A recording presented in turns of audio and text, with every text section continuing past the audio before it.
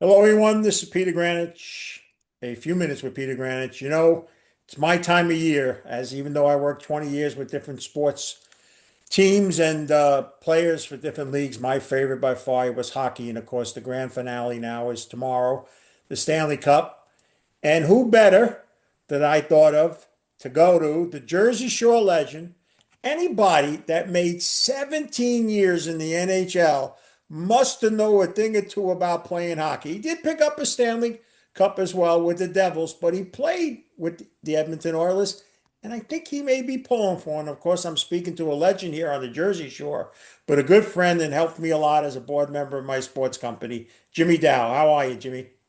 I'm great, Peter. Thanks for having me. And yeah, what a great time of year right now. The weather's nice. This is playoff hockey weather, Stanley Cup hockey weather. Stanley Cup hockey weather. So, real quick, I know we're going to talk about the cup and all, but you spent I think you actually played 2 years. Wouldn't you come at the end of one year and then? Yes, yeah, in Edmonton's, yep. I had a little blip in my career, had to get my head out of my rear end and regroup on things. Spent some time in Hamilton, their farm team, and then Edmonton the next year, which was unbelievable. I can't thank Kevin Lowe, Craig McTavish, Teddy Green enough, who was the coaching staff there, Glenn Sather, the GM at the time, and Walt Kyle, who was the head coach of the Hamilton Bulldogs. Those guys helped me resurrect my NHL career, but I loved every second of playing for the Edmonton Oilers. We actually had a great year, and we lost. I believe we lost to Dallas in 5 games. We had an amazing team, and then right towards the end, Mike Greer got hurt. Boy, Devereaux got hurt. We had no injuries all year, and then going to the playoffs, a little banged up, and just fell a little short. Jimmy, I'm going to ask you about the Stanley Cup, about what you're doing because you live and breathe hockey. You never stopped, and you do so much down here in Jersey. But I got to ask you, I'm going to assume I can't imagine. I say this, Jimmy. Florida's a great place to visit. You want to get warm. It's not hockey when I think. No, not at And all. 5 years ago, when you went down there, no one wore anything from the Florida Panthers. Now you walk Right? down there, every other jersey's a Florida Panther. Yep, that's what happens when you win, and not only go. That's what happens when you get to the playoffs. And not only that, go deep in the playoffs, but when you start winning Stanley Cups and have a legit chance every year, hockey explodes in that area. I mean, not to get off the beat path a little bit, but look at Vegas right now. They came into the NHL their first year, went to the finals, lost to the Capitals, and then they won a cup. I mean, hockey's booming out there, and right now, Southern Florida youth hockey's exploding because of the Panthers. Wow. All right, Jimmy. So talk to me now. It's the Edmonton Oilers against the Panthers. How do you see this cup going? Come on. I don't know if my heart is with the Oilers. And you know what? I already picked the Oilers in 6. Connor McDavid, it's his time. He's ready to go. But I mean, listen, the Panthers are unreal. They're built for the playoffs. This is their third. A lot of people aren't even talking about this. This is their third year in a row to the Stanley Cup Finals. In sports these days, that's very hard to do in any sport, baseball, football, basketball, and hockey, to get back to the finals 3 years in a row. So, but McDavid, Draisaitl, and the key is this: if you look at the last 3, 4 years, they had zero secondary scoring. The guys were all minus. This year, their secondary scoring is off the charts, way better. They're all plus players. And they're just, I think they're ready. I think it's their time. So I'm picking the Oilers in 6. Okay, what do the Edmonton Oilers have to do to win? And if you had to pick the Florida Panthers to win, what do they have to do to win? Well, first I'll start with the easy one. The Florida Panthers, they just have to shut down McDavid and Draisaitl and just stay out of the penalty box. Even though the Oilers are getting amazing secondary scoring now, but you got to shut those guys down. I mean, they're number 1 and number 2 in scoring in the playoffs, and you got to stay out of the penalty box. And then for both teams, they got to stay healthy, obviously. But I mean, look at the Panthers. They've had some injuries, and guys come and fill in. They're not only coming in and getting on the first line. There's guys that are coming in and getting on the first line, putting the puck in the back of the net. Brad Marchand, like him or not, he's playing unbelievable. But now going to the Edmonton Oilers, they just have to capitalize on their chances. And again, they got to stay disciplined against Florida because Florida likes to get under your skin. They're sort of an old school NHL type playoff team, the Florida Panthers. They're built for this. And again, the Edmonton Oilers have been knocking on the door, but for the Panthers, they got to stay out of the penalty box, and not take dumb penalties, play on the edge like they always do. And the Oilers, they have to definitely capitalize on their chances. All right, Jimmy, I got two more questions. One has, which one I have to ask about. The Devils. The Devils, hey, you know what?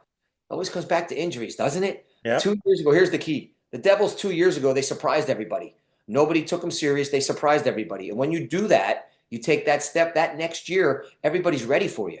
And then Jack Hughes obviously gets hurt. Hamilton gets hurt, but they're a good young upcoming team. They're going to do some things here in free agency. They got some good young players that are ready to take that next step. Big rumor is that Jonathan Toews is 100% making a comeback. They're in the process, I think, of talking to him. He'd be a great third, fourth line guy for those young guys. Jonathan Toews, the ex-captain of the Chicago Blackhawks, 3-time Stanley Cup winner. So, but yeah, Devils just have to get back at it. They got a great coaching staff and get healthy. They have to stay healthy. Jack Hughes is such a huge part of that team. But I love their 1-2 punch of Jack Hughes and Nico Hischier. I mean, Nico Hischier is one of my favorite players. Just a 200-foot player, does everything very well. And Jack Hughes is unbelievable. He's guaranteed 80 to 100 points a year. So I'm going to ask you what you're doing now, but I have to say this on the video. I get to be around hockey players, Danico and those guys, but now I know why you and Timmy Grable get along so well. You guys could be put in a room, talk 24 hours and never stop talking hockey, and you'd only be the two guys to know who you're talking about. It's just unbelievable. Yes, yes. Oh, and let's give a huge shout out to Colin Grable, Tim's son, who's playing for Dartmouth right now. He's ready to take that next step next year. As a freshman, came in this year, had a solid season, but I'm excited because he's a kid. He's the same age as my youngest son, Anthony, who plays at ASU. And he's one of my favorite players coaching, Colin Grable. So look for Tim Grable's son, Colin, at Dartmouth to make a huge step next year. All right, Jimmy, I told everybody you live and breathe hockey, and you do, but you do other things. What is Jimmy Dowd doing these days? Oh, same thing as the last 11 years. So I have a nutrition company now for 11 years, oh, you'll love this one being, that you're sort of somewhat a little bit of a Ranger fan, rumor has it. But Mike Hartman, remember Mike Hartman back in the day? Played 9 years in the NHL. He was on the Rangers 94 Cup team. Didn't play a whole heck of a lot, but he was a great friend of mine over the years. And he got me I've been doing performance mindset coaching for youth athletes as well the last couple of years. It's amazing. I love it. If you want to check that out, just go to jimdowd.com. That's my performance mindset coaching site for youth athletes. It's great. So, obviously traveling around, seeing my boys. My youngest son, Jimmy Jr., just finished up at Penn State. He's looking to play some pro hockey, talking to some organizations right now. So he'll get that thing started, this coming season. And Anthony's got 2 years left at ASU, an up and coming program out there. So my wife and I in the winter traveling around to see them every Thursday to Sunday. But like I said, my nutrition company I've had for 11 years now, and the performance mindset, I love it. I love doing what I do. It's just adding value to people's lives. Okay, jimmydowd.com. And Jimmy, I have to No, ask Jim jimdowd.com. Dow, jimdowd.com. Jimdowd.com.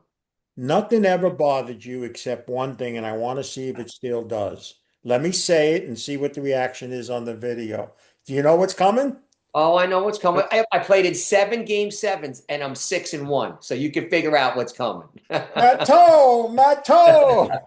Yeah, right. You have to like 7 game sevens my career, and I only lost one of them, and it happened to be against. And you have to be, it's not your fault, but you're in the photo. That's the problem. I know. Yeah. Not your fault Hey, that the he's best is scoring. though, I tell you the story of them. I've got more business out of that picture than anything in my life, just Absolutely. by being in that picture. But that's always hey, Jimmy, listen, thanks a lot. I'm pulling for Edmonton as well. And I really appreciate you taking the time. And again, like I said, you and Timmy Grable, you live and breathe hockey, and God bless you that you're still able to do it, even as a little bit more grace since I last saw you. No, thanks, Peter. Anytime. Maybe we'll come on halfway through the series and see what's going on. All right, Jimmy.